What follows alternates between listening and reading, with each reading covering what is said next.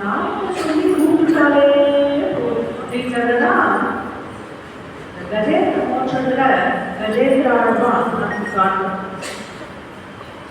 கஜேந்திரன் என்ன பெரிய வேத அபியாசம் பண்ணல, கர்மானுஷ்டானம் எதையும் கடைபிடிக்கல, தியானம் தபசெல்லாமும் ஒன்றும் பண்ணல. ஜென்மாவோ கஜ ஜென்மா ஞானியா. கடைசியில் அவங்க என்ன பண்ணாங்க, எனக்கு ஒரு ஆபத்து அப்படின்றதுமே ஆதி மூலமே குழந்தை கொடுத்து யானை ஆதி மூலமே அப்படின்னு சொல்றோம். அப்ப என்ன கூப்பிட்டா போதும், சரணாகதி பண்ணிட்டா போதும், சொல்லுவா சுயமே வந்து அபயம் கொடுத்து அவனை நிறைய அடிச்சுட்டு போயிடுச்சான் அப்படிங்கிறதுதான் இந்த கஜேந்திர மோட்சம் அப்படிங்கிற முக்கியமான உபாக்கியானத்தை காட்டும்.